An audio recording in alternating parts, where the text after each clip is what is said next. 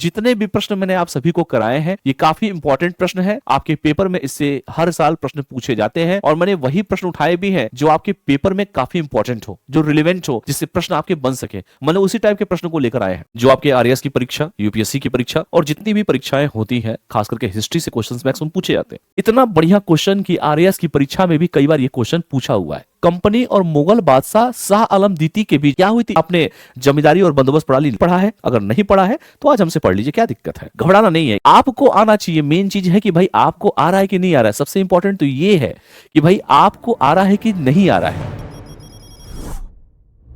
Welcome to A plus IAS academy. A plus IAS academy में सभी का स्वागत है। आज हम हिस्ट्री के कुछ प्रीवियस ईयर क्वेश्चन पेपर लेकर आए हैं आपके सामने, पीवाईक्यूज लेकर आए हैं जो आपके आरएएस की परीक्षा, यूपीएससी की परीक्षा और जितनी भी परीक्षाएं होती हैं, खास करके हिस्ट्री से क्वेश्चंस मैक्सिमम पूछे जाते हैं। तो पीवाईक्यू इसलिए किया भी जा रहा है ताकि आपको एक पता चल जाए कि क्वेश्चन किस टाइप के पूछे जाते हैं। जैसे पहला क्वेश्चन देखिए, आपके सामने आपकी स्क्रीन पर दिया हुआ है। अब देखिए, इस क्वेश्चन को मैं इसलिए करा रहा हूं ताकि आप लोग को आदत सी पड़ जाए कि क्वेश्चन में, पेपर में कैसे क्वेश्चन पूछे जाते हैं और कैसे इन क्वेश्चनों को हमको टैकल करना है अगर पेपर में पूछे जाए। जैसे पहला क्वेश्चन है कि चतुर्थ आंग्ल मैसूर युद्ध का तत्कालिक कारण क्या था। ठीक है, जो मैसूर युद्ध हुआ था उसका पूछ रहा है कि तत्कालिक कारण क्या था। पहला है टीपू द्वारा दरबार से अंग्रेज रेजिडेंस को हटा देना। दूसरा, टीपू का फ्रांसीसियों से गठबंधन। तीसरा, अंग्रेजों की मैसूर पर कब्जा करने की तीव्र इच्छा। और चौथा है टीपू द्वारा अंग्रेजों की अधीनता स्वीकार न करना। चतुर्थ आंग्ल अगर मैसूर युद्ध अगर आपने पढ़ा होगा तो इस प्रश्न को बड़े अच्छे तरीके से आप लोग करने की स्थिति में रहेंगे। इसमें यही तो पूछ रहा है कि चतुर्थ आंग्ल मैसूर युद्ध का तत्कालिक कारण क्या था। तो चतुर्थ आंग्ल जो मैसूर युद्ध हुआ था, आप जानते हैं कि इसी युद्ध में 4 मई 1799 को अंग्रेजों के विरुद्ध लड़ते हुए जो है टीपू क्या हुआ, मारा गया। और इसी युद्ध में टीपू की क्या हुई, हार हुई थी। लेकिन इतिहास गवाह है कि हार के जीतने वाले को बाजीगर कहते हैं। चतुर्थ आंग्ल मैसूर युद्ध का जो तत्कालिक कारण यही था कि टीपू सुल्तान ने अंग्रेजों की अधीनता स्वीकार करने से मना कर दिया कि हम तुम्हारी अधीनता नहीं स्वीकार करेंगे। सोचिए, उस समय की बात मैं कर रहा हूं। तो इसका जो तत्कालिक कारण क्या था कि टीपू द्वारा अंग्रेजों की अधीनता स्वीकार न करना, और अधीनता स्वीकार करने से मना कर देता है। और इसी चतुर्थ आंग्ल मैसूर युद्ध में टीपू सुल्तान की क्या होती है, इसी चतुर्थ आंग्ल जो मैसूर युद्ध है, युद्ध में टीपू सुल्तान की हार होती है। हार होती है तो जाहिर सी बात है विजेता कौन होगा, अंग्रेज हो जाएंगे। और जाहिर सी बात है 4 मई 1799 को, याद रखिएगा, 4 मई 1799, कभी कल फैक्चुअल डेट भी आपसे पूछ देता है, तो 4 मई 1799 को टीपू सुल्तान की मृत्यु हो जाती है। टीपू सुल्तान की क्या होती है, मृत्यु। तो इस तरह के प्रश्न में सिर्फ आपसे ये पूछ रहा है कि तत्कालिक कारण क्या था, तो यही था कि अंग्रेजों की अधीनता को हम नहीं स्वीकार करेंगे। Is that clear? चलिए दूसरे प्रश्न पे बात करते हैं। दूसरा प्रश्न देखिए क्या पूछ रहा है कि निम्नलिखित में से कौन सा ऐसा कारण है, क्वेश्चन को ध्यान से देखिए, निम्नलिखित में से कौन सा ऐसा कारण है जो इलाहाबाद की संधि यानी कि 1765 के बारे में सही नहीं है। जब भी प्रश्न में है पूछे, नहीं पूछे, तो बड़े सावधानी से प्रश्न को हमको करना है। अब इस प्रश्न में लिखा है कि निम्नलिखित में से कौन सा ऐसा कारण है जो इलाहाबाद की जो संधि हुई थी 1765 में, उसके बारे में सही नहीं है। पहला, इलाहाबाद और कड़ा जो है मुगल बादशाह को दे दिया गया। दूसरा, मुगल बादशाह शाह आलम ने बंगाल, बिहार और उड़ीसा की दीवानी का मतलब राजस्व वसूली का अधिकार अंग्रेजों को सौंप दिया। तीसरा, इस संधि के अनुसार कड़ा और इलाहाबाद के अलावा सुजाउद्दौला को पूरा अवध सौंप दिया गया। और चौथा है, सुजाउद्दौला से हर्जाने के रूप में 50 लाख रुपए अंग्रेजों को एक ही किस्त में देने का समझौता हुआ था। और आपसे पूछ रहा है कौन सा सही नहीं है। इतना बढ़िया क्वेश्चन कि आरएएस की परीक्षा में भी कई बार यह क्वेश्चन पूछा हुआ है। और आप जानते हैं कि 1765 ईस्वी में, जो कि 1764 हुआ था, बक्सर की लड़ाई होती है। उसके बाद जानते हैं कि 1765 की अगर हम बात करें तो बक्सर की लड़ाई के बाद 1765 में जो युद्ध के बाद देखा जाए तो कंपनी और मुगल बादशाह शाह आलम द्वितीय के बीच जो हुई थी, क्या हुई थी, इलाहाबाद की संधि हुई थी। और इस संधि के कुछ परिणाम आए थे। पहला यह था कि अवध से जो है कड़ा और इलाहाबाद लेकर मुगल बादशाह को दे दिया जाएगा, पहला यह कहा गया था। दूसरा यह कहा गया था, क्या कहा गया था, दूसरा कहा गया था कि मुगल बादशाह ने बंगाल, बिहार और उड़ीसा की दीवानी अंग्रेजों को दे दी। तीसरा यह कहा गया था कि अंग्रेजों ने मुगल बादशाह को प्रतिवर्ष 26 लाख रुपया देने का वादा किया था। किसने? अंग्रेजों ने मुगल बादशाह को। चौथा यह था कि अंग्रेजों ने हैदराबाद के उत्तर जिले, खास करके उत्तरी सरकार को जागीर के रूप में मुगल बादशाह को क्या किया, से ले लिया। ये सब चीजें थी, लेकिन यहां पर कहीं 50 लाख रुपए का जिक्र नहीं किया गया था, क्योंकि जिक्र कितना था, जिक्र किया गया था 26 लाख रुपया देने का जिक्र किया गया था। प्रतिवर्ष 26 लाख रुपए, याद रखिएगा, प्रतिवर्ष। तो ये जो हुआ था युद्ध 1765 में हुआ था, और ये बक्सर की लड़ाई के बाद है। इलाहाबाद की जो संधि होती है, उस इलाहाबाद की संधि कंपनी के बीच में और मुगल बादशाह बहादुर शाह आलम द्वितीय के बीच में होती है। तो याद रखिएगा, यहां पर 50 लाख की कोई ऐसी बात नहीं किया गया था, इसीलिए प्रश्न क्या पूछ रहा है, नहीं, तो ये हो जाएगा गलत। यही आपको चेक करना है। तीसरा प्रश्न देखिए, बड़ा बढ़िया क्वेश्चन है। तीसरा प्रश्न, ये क्वेश्चन मैं इसलिए करा रहा हूं कि आप लोग जब भी आरएएस का पेपर दो, जब भी यूपीएससी का पेपर दो, तो ऐसा नहीं है कि क्वेश्चन आपको मिलेंगे, अच्छे खासे क्वेश्चन आपको मिलेंगे। देखिए, सूची 1 को सूची 2 से मिलाइए और नीचे दिए गए विकल्पों में सही उत्तर लिखिए। पहला एक को लिखा है व्यक्ति और दूसरा लिखा है जमींदारी या बंदोबस्त प्रणाली। क्या आपने जमींदारी और बंदोबस्त प्रणाली नहीं पढ़ा है? अगर नहीं पढ़ा है तो आज हमसे पढ़ लीजिए, क्या दिक्कत है, हम आपको पढ़ा ही रहे हैं। एक तरफ लिखा है जोनाथन डंकन, टॉमस मुनरो, कार्नावालिस और हार्ल मैगजी। दूसरा है महालवारी बंदोबस्त, बंगाल का अस्थाई बंदोबस्त, रैयतवाड़ी बंदोबस्त और बनारस का अस्थाई बंदोबस्त।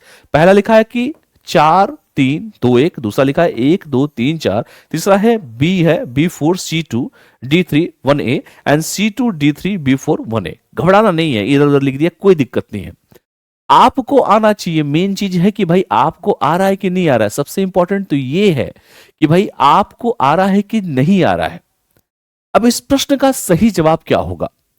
अगर आप मान लीजिए कुछ भी नहीं मालूम हो, अगर आपको मालूम हो कि जो रैयतवाड़ी जो बंदोबस्त है, तो रैयतवाड़ी बंदोबस्त टॉमस मुनरो के लाया गया था, तो रैयतवाड़ी का क्या हो जाएगा, टॉमस मुनरो हो जाएगा, यानी कि बी का हमारा हो जाएगा 3। अब चेक करिए कि इसमें बी का 3 किस में दिया है। देखिए, एलिमिनेशन मेथड का मैं प्रयोग करके अभी देखिए आपके सामने दिखा रहा हूं। बी का 3 सिर्फ इसमें दिया हुआ है, इसमें नहीं दिया हुआ, ये गलत काट दीजिए। इसमें बी का 3 ये नहीं दिया, ये भी गलत काट दीजिए। इसमें बी का 3 नहीं दिया, ये भी गलत काट दीजिए। तो आंसर, अगर आपको एक भी चीज पता होता तो आप बड़े आराम तरीके से इस प्रश्न को कर सकते थे। अगर टॉमस मुनरो पता होता कि रैयतवाड़ी बंदोबस्त जो लाने वाले थे वो टॉमस मुनरो साहब थे। लॉर्ड कार्नवालिस के बारे में आप सभी जानते हैं। कार्नवालिस कौन था? ये वही लॉर्ड कार्नवालिस था जिसने बंगाल में अस्थायी बंदोबस्त की शुरुआत किया था। तो क्या अगर एक भी प्रश्न आपको इसमें पता होता, एक भी, तो क्या आप नहीं कर सकते थे? मैंने सिर्फ एलिमिनेशन मेथड का प्रयोग किया। मुझे टॉमस मुनरो मान लीजिए मुझे पता हो, तो रैयतवाड़ी बंदोबस्त यानी कि बी का 3 सिर्फ एक में दिया था, बाकी किसी में नहीं दिया था, तो ऑप्शन हमारा हो जाएगा ए। यही परीक्षा में आपसे प्रश्न पूछा जाता है। देखिए कितना प्यारा प्रश्न है। तो याद रखिएगा, बी का हो जाएगा 3 और आपका कार्नवालिस का क्या हो जाएगा, बंगाल का अस्थाई बंदोबस्त, यानी कि सी का 2 हो जाएगा। और जाहिर सी बात है, जोनाथन डंकन कौन थे? तो जोनाथन डंकन साहब कौन थे? बनारस क्षेत्र में जो है अस्थाई बंदोबस्त इन्होंने लागू किया, यानी कि ए का हो जाएगा 4 और बचा हमारा डी। तो जाहिर सी बात है, तो बी का 3, सी का 2 और ए क्या है, जोनाथन डंकन, ए का 4 हो जाएगा और हमारा डी का हो जाएगा, क्या हो जाएगा, 1 हो जाएगा, यानी कि हार्ल मैगजी क्या हो जाएगा, महालवाड़ी बंदोबस्त हो जाएगा। क्लियर सबको? चलिए अगले प्रश्न पे चलते हैं, चौथे प्रश्न पे। देखिए चौथा प्रश्न क्या है। चौथा प्रश्न में देखिए बड़े आराम से इस प्रश्न को कर सकते हैं, ऐसा कुछ नहीं है कि इस प्रश्न में कुछ ऐसा है जो नहीं कर सकते। देखिए, निम्नलिखित में से सर्वप्रथम क्वेश्चन पूछा है कि भारतीय महिला का नाम बताइए। भारतीय महिला विश्वविद्यालय के पहले कुलपति कौन थे? ठीक है, पहला R.G. Bhandarkar, sir Shankar Nair, sir Tej Bahadur Sapru और सर आशुतोष मुखर्जी।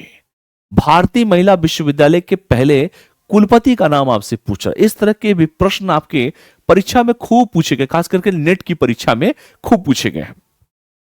ये तो फैक्चुअल क्वेश्चन है। आप जानते हैं कि भारतीय महिला विश्वविद्यालय के जो पहले कुलपति थे उनका नाम था सर आरजी भंडारकर थे। तो इसका सही जवाब क्या हो जाएगा? ऑप्शन ए इसका सही जवाब थे। बिल्कुल याद रखना फैक्चुअल डेटा। इनका जो जन्म हुआ था 6 जुलाई 1837 को, तो इनका बारे में याद रखिएगा, इनकी जन्म कब हुई थी? 6 जुलाई 1837 को हुआ था। ठीक है, याद रखिएगा। और इनकी मृत्यु जो थी 1925 में हुई थी। लिख लीजिए, मृत्यु लिख लीजिए 1925। काफी इंपॉर्टेंट ईयर है 1925। आप लोग कमेंट करके बताइए क्यों। ये एक प्रसिद्ध क्या थे? विद्वान थे, इतिहासकार थे, समाज सुधारक थे, यानी कि सोशल रिफॉर्मर थे, हिस्टोरियन थे, स्कॉलर्स थे, और भारत के आधुनिक इतिहास और पुरातत्ववेत्ता भी माने जाते हैं। इन्होंने भारतीय संस्कृति पर विदेशी प्रभाव और पुराने धार्मिक सिद्धांतों का अध्ययन और विश्लेषण भी इनके द्वारा किया गया था, भंडारकर साहब के द्वारा। लेकिन आपसे सिर्फ ये पूछा जा रहा कि कुलपति कौन है, तो याद रखिएगा आरजे भंडारकर। तो अगर उनका डेट पूछे तो डेट भी याद रखिएगा, मृत्यु 24 अगस्त को हुआ था, याद रखिएगा। और 1925 काफी इंपॉर्टेंट है क्योंकि 1925 में बहुत कुछ इस देश में हुआ। 1925 भारतीय राष्ट्रीय कांग्रेस की प्रथम भारतीय महिला अध्यक्ष सरोजिनी नायडू जी बनी थी, कानपुर की। 1925 आरएसएस की स्थापना भी हुआ था। 2026 चल रहा है, 100 साल कंप्लीट हो चुका है। तो एज ए हिस्ट्री फैकल्टी मैं आपको ये श्योर कर देना चाहता हूं कि परीक्षा में आपके प्रश्न ये देखे जा सकते हैं। जिसके भी 100 साल कंप्लीट हो, 100 ईयर्स कंप्लीट हो, उससे प्रश्न पेपर में पूछे जाते हैं। तो याद रखिएगा, प्रश्न आपसे पूछे जा सकते हैं। कमेंट करके मुझे बताइए कि 1925 में काकोरी डकैती कब हुई थी? खैर मैंने आंसर ही दे दिया, कोई बात नहीं। अगला प्रश्न देखते हैं। अगला प्रश्न, चलिए पांचवा प्रश्न देखते हैं। पांचवा प्रश्न, उस अधिनियम का नाम क्या था जिसके तहत किसी भी देसी भाषा के पत्र मुद्रित और प्रकाशित करने वालों को अगर उसमें सरकार के खिलाफ असंतोष फैलाने वाली सामग्री हो तो प्रकाशन के लिए अनुमति लेनी होती थी? पहला है press act 1910, press emergency power act 1937, press sensor act of 1868 और वर्नाकुलर प्रेस एक्ट 1878। अब बताइए इस प्रश्न का क्या आंसर होगा? जब भी इस तरह के प्रश्न आते हैं आप लोग परेशान हो जाते हो कि सर इसका आंसर क्या होगा। तो वर्नाकुलर प्रेस एक्ट आया था 1878 में। और किसके समय आया था वर्नाकुलर प्रेस एक्ट? क्योंकि इसका आंसर है डी। ये प्रेस जो एक्ट आया था वो एक्ट किसके समय आया था? लॉर्ड लीटन के समय आया था। लॉर्ड लीटन, याद रखिएगा, लॉर्ड लीटन के समय ये प्रेस एक्ट आया था, लॉर्ड लीटन के समय। यह भी प्रश्न परीक्षा में पूछा जाता है। इसके अनुसार यह था कि अगर किसी देसी भाषा का अखबार या पत्रिका में, मैगजीन में सरकार के खिलाफ अगर असंतोष फैलाने वाली सामग्री छापी जाती है तो उसके प्रकाशक को प्रकाशन से पहले सरकार से अनुमति लेनी पड़ती थी। आज की तरह से नहीं होता है। तो इसका याद रखिएगा वो कौन सा एक्ट था? तो वर्नाकुलर प्रेस एक्ट 1878 था। क्लियर है सबको? चलिए अगले प्रश्न पे बात करते हैं। अगला प्रश्न, छठवां प्रश्न।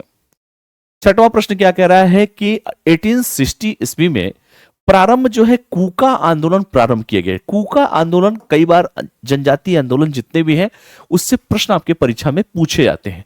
आपसे सिर्फ कूका आंदोलन पूछा जा रहा है कि भाई कूका आंदोलन की शुरुआत किसके द्वारा किया गया था, किस वर्ष में किया गया था। जैसे इस देश में बहुत सारे आंदोलन हुए हैं। 1857 का महाविद्रोह हुआ है, पावना विद्रोह हुआ है, कूका आंदोलन हुआ है, बहुत सारे आंदोलन हुए हैं। आपसे सिर्फ कूका पूछ रहा है कि किसके द्वारा आंदोलन प्रारंभ किया गया था? राम सिंह के द्वारा, भगत जवाहर मल के द्वारा, बालक सिंह के द्वारा या जवाहर मल के द्वारा? तो याद रखिएगा इसकी शुरुआत 1860 में। शुरुआत कब किया गया था? शुरुआत हुआ था 1860 में। अभी आप लोग की शुरुआत है इसलिए मैं थोड़ा बेसिक से बता रहा हूं। किसके द्वारा किया गया था? तो राम सिंह के द्वारा किया गया था। ऑप्शन ए इसका बिल्कुल ही सही जवाब है। यह क्या था? यह एक धार्मिक आंदोलन था। अगर आपसे पूछे कि कूका आंदोलन क्या था तो धार्मिक आंदोलन था। याद रखिएगा, धार्मिक आंदोलन। कूका आंदोलन क्या था? धार्मिक आंदोलन था। इसका उद्देश्य क्या था? सिख धर्म में फैली बुराइयों को दूर करना। उद्देश्य सिख धर्म में फैली बुराइयों को दूर करना। बुराइयों को दूर करना, सिख धर्म में फैली बुराइयों को दूर करना। क्लियर है? तो कूका आंदोलन राम सिंह जी के द्वारा शुरू किया गया था। क्लियर है? अगला क्वेश्चन देखते हैं, सातवां प्रश्न। तो जितना मैं एक्स्ट्रा बताता हूं उन चीजों को भी आप लिखते चलिएगा, ये बेसिक चीज बता रहा हूं आपको। सातवां प्रश्न, चलिए सातवें प्रश्न पे बात करते हैं। सातवां प्रश्न आपके सामने आपके स्क्रीन पर है। सातवां प्रश्न देखिए, लिखा है कि हिंदू विधवा पुनर्विवाह जो एक्ट जो है वो एक्ट पारित हुआ था, ये पूछ रहा है आपसे प्रश्न की कब पारित किया गया था। हिंदू विधवा पुनर्विवाह एक्ट 24 जुलाई 1856 को, 25 जुलाई 1856 को, 26 जुलाई, 28 जुलाई, सब है 1856। तो आपको सिर्फ डेट ही याद रखना है, हिंदू विधवा पुनर्विवाह एक्ट कब पारित किया गया था। आप जानते हैं 1857 का महाविद्रोह पढ़ा होगा। इस देश में अंग्रेज आते हैं और वो आते हैं व्यापार करने के लिए, लेकिन व्यापार करते करते वो हमारे हर सेक्टर में इंटरफेयर करना चालू कर देते हैं। अगर आपने यूरोपीय वाणिज्यिक कंपनियों का आगमन पढ़ा होगा तो आपने पढ़ा होगा कि पुर्तगाली आए, डच आए, अंग्रेज आए, फ्रांसीसी आए, सब आए और वो आए इस देश में व्यापार करने के लिए, लेकिन उन्होंने व्यापार करते करते उन्होंने हमारे हर सेक्टर पे इंटरफेयर करना चालू कर दिया। उन्होंने हमारे सामाजिक, आर्थिक, राजनीतिक, धार्मिक हर सेक्टर में इंटरफेयर करना, हस्तक्षेप करना चालू कर दिया। और हिंदू विधवा जो चूंकि पुनर्विवाह एक्ट इसमें पूछा जा रहा है, कुछ अच्छा काम भी किया उन्होंने।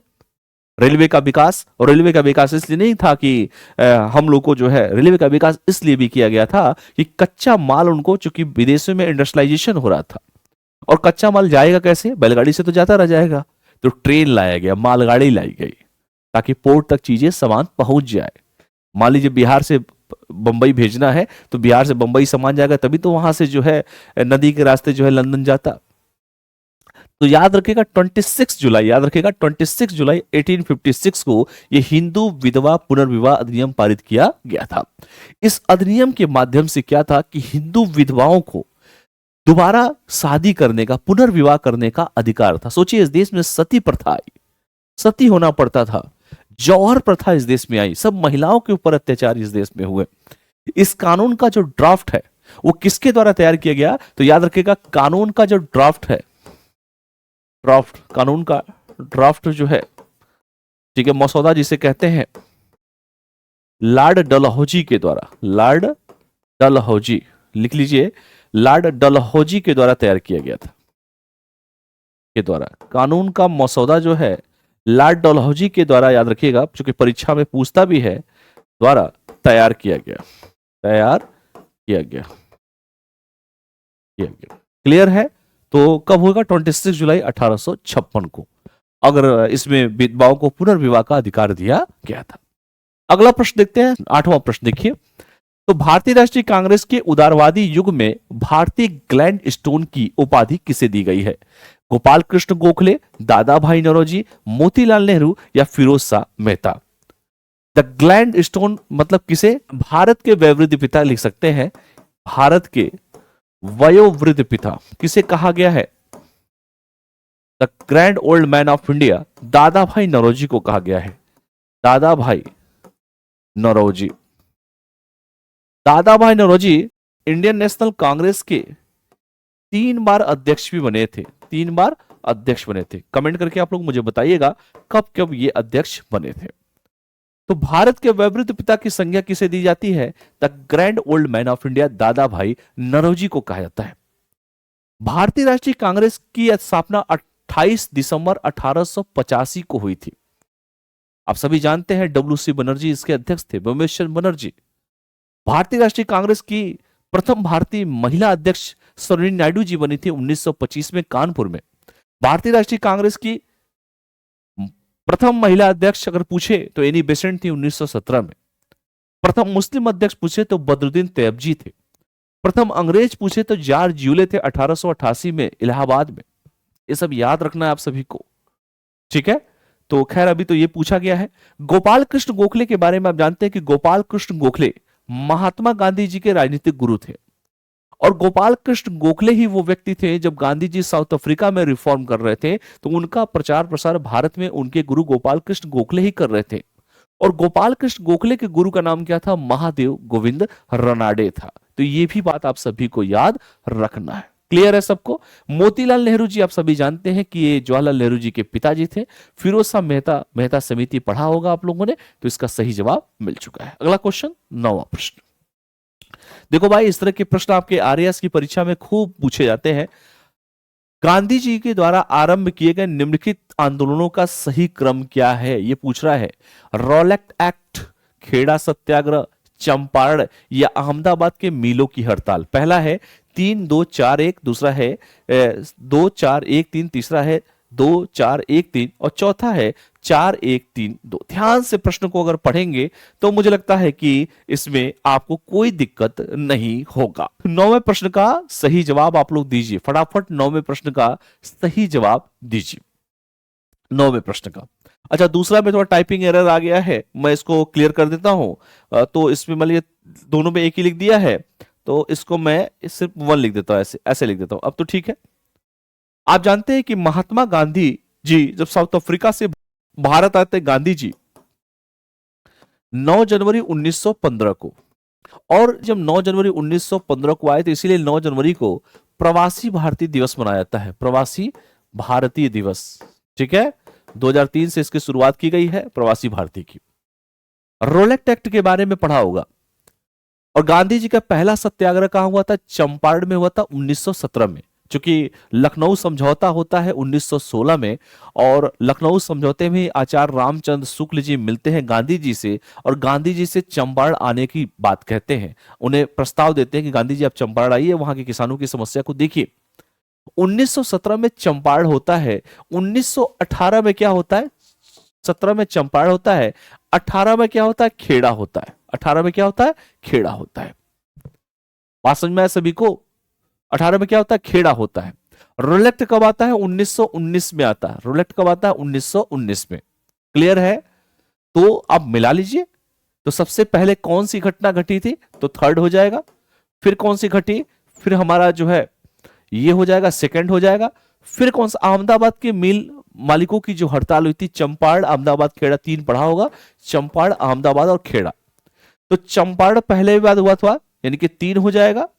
फिर उसके बाद अहमदाबाद, उसके बाद खेड़ा सत्याग्रह, तो ये भी 1918 में हुआ था, याद रखिएगा। तो चंपारण, अहमदाबाद और खेड़ा। ठीक है, तो 3 हो जाएगा। चंपारण सबसे पहले ये हुआ था 3 नंबर, उसके बाद हुआ था अहमदाबाद, यानी कि 4 नंबर, 3 के बाद ये 4 आ जाएगा, ये टाइपिंग एरर है। उसके बाद चंपारण, अहमदाबाद, उसके बाद खेड़ा, यानी कि 2 है, और उसके बाद आया था रोलेट 1919 में। सबसे लास्ट में कौन आया था?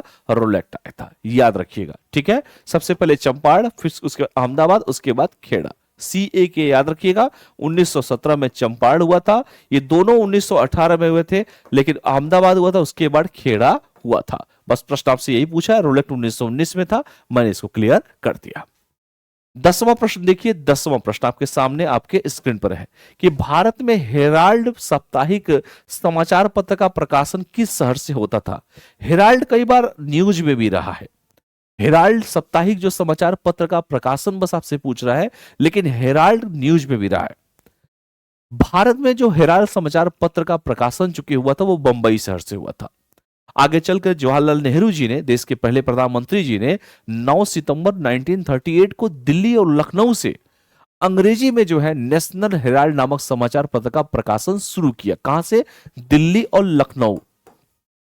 दिल्ली और लखनऊ से। लखनऊ कौन है? नवाबों का शहर।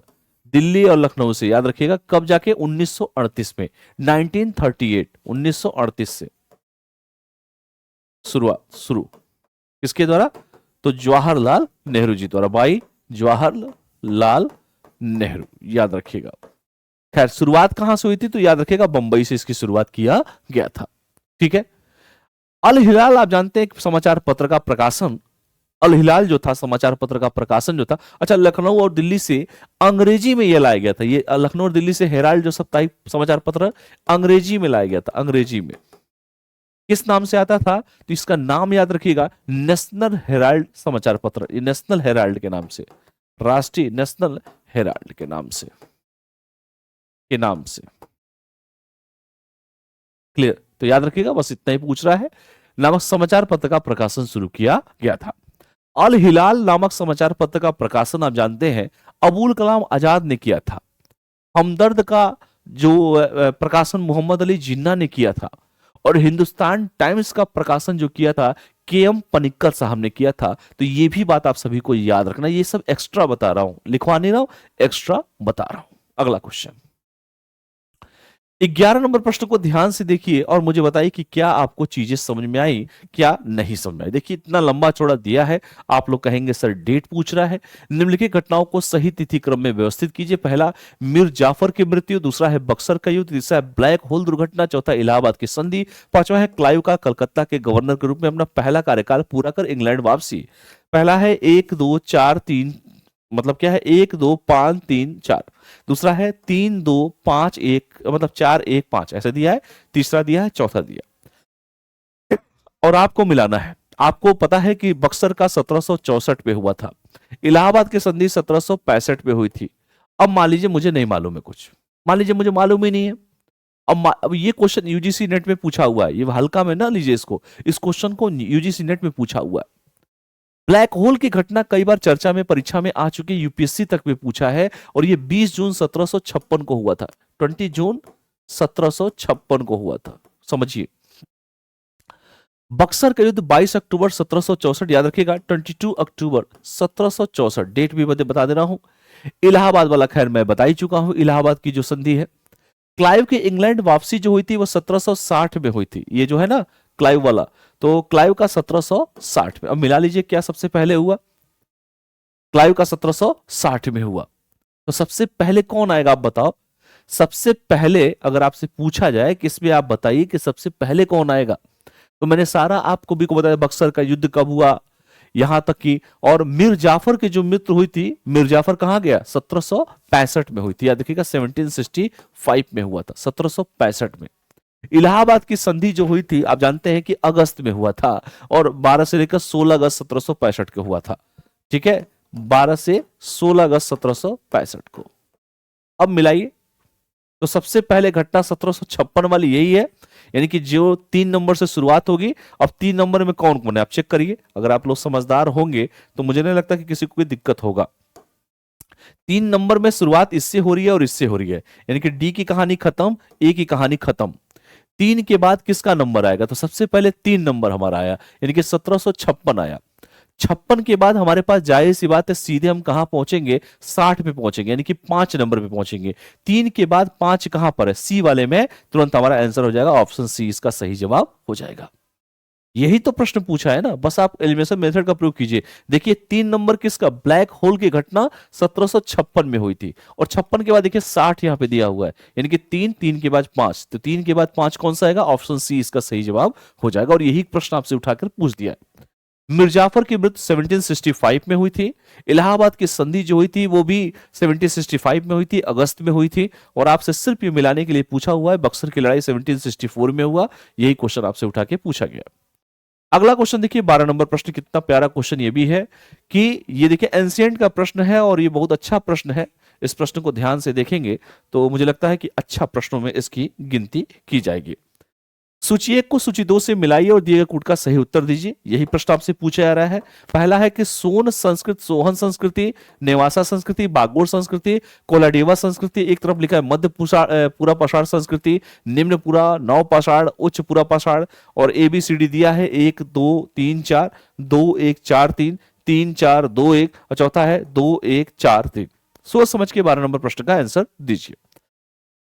सॉरी सभी को, 12 नंबर प्रश्न का सोच समझ के सभी लोग जवाब दीजिए, इसका सही जवाब क्या होगा। ध्यान से पढ़िए, सोन संस्कृति या सोहन संस्कृति किसका है, तो सोन संस्कृति या सोहन संस्कृति है निम्न पूरा पाषाण काल का, यानी कि हमारा 1 और 2 कंफर्म हो गया। और जैसे मुझे 1 और 2 मिला, देखिए किस में दिया, इसमें दिया है क्या, नहीं दिया है। यही एलिमिनेशन मेथड का मैं बार बार आप लोग को प्रयोग बता रहा हूं, क्या इसमें दिया, नहीं मिला, क्या इसमें मिला, नहीं मिला, यानी कि हमको मिला है सिर्फ बी और डी में मिला है। अब चलिए आगे बढ़ते हैं। बागोर संस्कृति जो होती है वो उच्च पूरा पाषाण संस्कृति, यानी कि सी का हो जाएगा 4, सी का लिखो 4, तो सी का जैसे ही 4 लिख रहे हैं तो हमारा आंसर तुरंत हमको मिल गया, यानी कि ऑप्शन सी इसका सही जवाब हो जाएगा, यानी कि ऑप्शन सी इसका सही जवाब हो जाएगा, यानी कि हमारा जो सही जवाब होगा वो होगा ऑप्शन सी इसका सही जवाब हो जाएगा। यही प्रश्न आपसे बस पूछा हुआ है, ठीक है। तो आगे से याद रखिएगा, बागोर संस्कृति जो है निम्न पूरा पाषाण संस्कृति का सही जवाब है। और यही तो प्रश्न आपसे उठा के 12 नंबर में यही प्रश्न उठा के आपसे परीक्षा में पूछा गया है। 13 नंबर प्रश्न पे आते हैं। 13 नंबर प्रश्न, ध्यान से प्रश्न को देखिए। 13 नंबर प्रश्न क्या कह रहा है कि निम्नलिखित में से किस ताम्र पाषाणकालीन स्थल से तांबे के प्रयोग का साक्ष्य प्राप्त हुआ है किंतु जो है प्रसार उपकरण प्राप्त नहीं हुआ है। अब इस प्रश्न को ध्यान से देखिए और यह प्रश्न क्या कह रहा है। पहला है आहड़, दूसरा है गिलुंद, तीसरा है कायथा, चौथा है नवदा टोली। 13 नंबर प्रश्न है।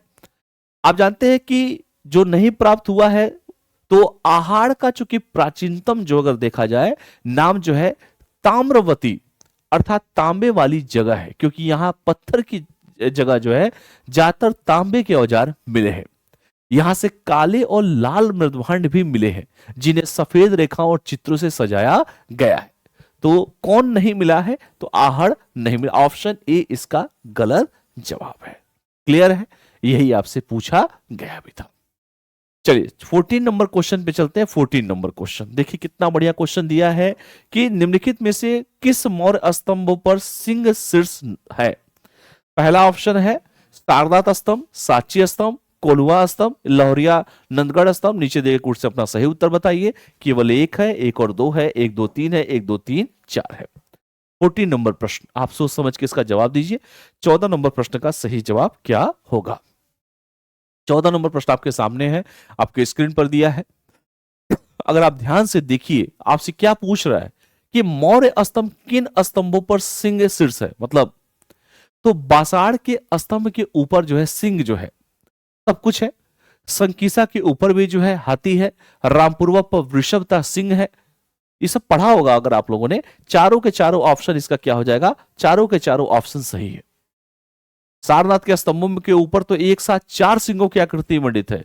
एक साथ चार सिंह, सारनाथ देखा है ना, एक साथ चार सिंह। यही प्रश्न आपसे उठा के पूछ रहा है। साची स्तंभ पढ़ा ही है, साचियों के बारे में पढ़ा है। साची और सारनाथ में दोनों में मिला हुआ है, कोल्हुआ में भी मिला हुआ है। यही प्रश्न उठा के आपसे पूछ रहा है। चलिए 15 नंबर प्रश्न देखते हैं। 15 नंबर अशोक से फिर प्रश्न आया। अशोक ने गया जिले में बराबर पहाड़ी पर किसके लिए गुफाएं खुदवाई थी। अशोक के बारे में जानते हैं। आजीविकों के लिए, महासंगिक के लिए, निगंथा के लिए, थेरवादी के लिए, किसके लिए गुफाएं खुदवाई थी। आपसे बस ये प्रश्न पूछ रहा है और कुछ नहीं चाह रहा है। आपसे सिर्फ ये चाह रहा है कि आप बस ये बता दो कि किसके लिए खुदवाई थी। अशोक ने वास्तुकला के इतिहास में एक नई शैली प्रारंभ किया। चट्टानों को काटकर कंदराओं का निर्माण किया। गया जिले के निकट अगर देखा जाए तो बराबर की पहाड़ियों में अशोक ने अपने राज्याभिषेक के 12वें वर्ष में कहा जाए तो सुदामा गुफा आजीवक भिक्षुओं को दान किए। और यही प्रश्न आपसे पूछा जा रहा है। अपने शासन का अपने लिख लो राज्याभिषेक के, क्योंकि हर चीज मैं समझा देता हूं लिखवाता नहीं हूं। राज्याभिषेक के 12वें वर्ष, 12वें वर्ष याद रखिएगा। अपने राज्याभिषेक के 12वें वर्ष उसने क्या किया, सुदामा गुफा, खास करके लिख लीजिएगा सुदामा गुफा। किसके लिए, आजीवकों के लिए, आजीवक संप्रदाय के लिए, आजीवकों के लिए। क्लियर है। तो कहां पर किया गया था, बराबर की पहाड़ियों पर। कहां पर, गया जिले में। ठीक है, तो गया के निकट कहां पर, अगर जगह पूछे, स्थान पूछे तो बताइए गया के निकट, गया के निकट बराबर की पहाड़ियों पर। लिख लीजिए बराबर की पहाड़ियों पर, गया के निकट बराबर की पहाड़ियों पर। क्लियर है। चलिए 16 नंबर प्रश्न को देखते हैं। 16 नंबर पतंजलि जो है पूछ रहा है किस स्थान के रहने वाले थे। पतंजलि जो थे किस स्थान के रहने वाले थे। पाटलिपुत्र यानी कि पटना के रहने वाले थे, बनारस के रहने वाले थे, अयोध्या या गोंडा। ये प्रश्न तो फैक्चुअल क्वेश्चन है, लेकिन अगर मान लीजिए घुमा फिरा के दे दे कभी, या पतंजलि के बारे में आपने पढ़ा भी होगा, तो महर्षि जो पतंजलि थे वो सुंग राजा पुष्यमित्र सुंग के पुरोहित थे। किसके, सुंग राजा पुष्यमित्र सुंग के पुरोहित। पुष्यमित्र सुंग के पुरोहित थे। सुंग राजा पुष्यमित्र किस पुरोहित थे। इन्होंने पाणिनि के अष्टाध्यायी पर महाभाष्य नामक टीका भी लिखा है। किसने, पतंजलि ने पाणिनि के, इन्होंने लिखे पाणिनि के क्या, तो पाणिनि के अष्टाध्यायी पर। पाणिनि का अष्टाध्यायी पढ़ा होगा, अष्टधाई पर महाभाष्य नामक टीका लिखा है, नामक टीका लिखा। क्लियर है सबको? याद रखिएगा, ये मूलतः कहां के रहने वाले थे? गोंडा के रहने वाले थे। ऑप्शन डी इसका सही जवाब है। 17 नंबर प्रश्न को देखिए। 17 नंबर प्रश्न, सुंग वंश की यक्षी प्रतिमाएं किस स्थान से प्राप्त हुई हैं? 17 नंबर प्रश्न आपसे ये पूछ रहा है, अमरावती से, सांची से, भरौत से या अहिच्छत्र से प्रतिमाएं किस स्थान से प्राप्त हुई हैं? आपसे प्रश्न ये पूछ रहा है कि 17 नंबर में आप बताइए कहां से आपको प्राप्त हुई है। आपने अगर भरौत स्तूप का पता, आप जानते हैं कि 1873 में, चूंकि इसका सही जवाब है भरौत, और भरौत स्तूप जो है उसका पता 1873 में कनिंघम महोदय ने लगाया था। इसकी वेदियां और जो तोरण द्वार सुंग काल के हैं, और यहां की जो यक्षी प्रतिमा इसी स्तूप पर चित्रित है। इसके अतिरिक्त यक्षिणी जो है, खास करके जो प्रतिमा है, वृक्ष आलिंगन करती महिलाओं का दृश्य भी इस पर अंकित किया गया है। तो याद रखिएगा कौन सा स्तूप है? भरौत स्तूप है। 18 नंबर प्रश्न पे बात करते हैं, अकबर के दरबार में जो है कौन सुविख्यात चित्रकार था जिसे जरी कमल की उपाधि दी गई? जरी कमल, ये प्रश्न बड़ा इंपॉर्टेंट है। पहला ऑप्शन है अब्दुल रहीम खान खाना, दूसरा है मोहम्मद हुसैन अल कादिबी कश्मीरी, तीसरा है ख्वाजा अब्दुल समद, और चौथा है फारूक बेग। किसे जारी कमल की उपाधि दी गई थी अकबर के शासनकाल के समय? यह प्रश्न आपसे पूछा जा रहा है। मुगल बादशाह, चूंकि आप जानते हैं कि सबसे पहले कौन आया? बाबर आया। बाबर का बेटा कौन था? हुमायूं था। हुमायूं का बेटा कौन था? अकबर था। अकबर का बेटा कौन था? जहांगीर था। जहांगीर का बेटा कौन था? शाहजहां था। और शाहजहां का बेटा कौन था? औरंगजेब था। बाकी सब तो वैसे ही थे, निकम्मे थे सब। ठीक है, आपसे जानते हैं सब। और मुगल सम्राट जो बाबर हुआ, हुमायूं, अकबर, जहांगीर को चित्रकला में विशेष रुचि थी। जहांगीर के काल में चित्रकला अपने चरमोत्कर्ष पर था। हुमायूं चूंकि फारस में अपने साथ दो चित्रकार, एक चित्रकार नाम था मीर सैयद अली एवं ख्वाजा अब्दुल मसद को लाया था। अकबर ने काबुल में चित्रकला सीखी थी। अकबर ने, अबुल फजल ने आईने अकबरी में बताया कि अकबर के यहां लगभग 1000 मतलब 100 से ज्यादा चित्रकार थे। उनमें से प्रमुख यही लोग थे। आपसे पूछ रहा है कि किसको दिया, तो मोहम्मद हुसैन अल कातिबी कश्मीरी को इसने जारी कमल की उपाधि दिया था। बस प्रश्न आपसे यही पूछा जा रहा है। अकबर के दरबार में अब्दुल समद थे, सैयद अली थे, दस्तान थे, बशावन थे, हरिवंश थे, न जाने कितने कलाकार, 100 से अधिक चित्रकार हुआ करते थे। अगला प्रश्न देखते हैं, 19 नंबर प्रश्न। शेरशाह सूरी का नाम तो सुना होगा, जिसने जीटी रोड बनाया। शेरशाह के संबंध में पूछ रहा है कौन सा कथन सही है? पहला है कि उसे के किसी भी सिक्के पर टकसाल का नाम अंकित नहीं है। दूसरा, शेरशाह के सिक्कों पर बादशाह का नाम अंकित नहीं है। तीसरा, शेरशाह ने 165, 175, 185 ग्रीन के सोने के सिक्के जारी किए। चौथा, शेरशाह के कुछ सिक्कों पर पहले 4 खलीफाओं के नाम अंकित है। यह प्रश्न आपसे 19 नंबर में शेरशाह सूरी से आपसे प्रश्न पूछा जा रहा है कि अब बताइए कौन सा सही जवाब है।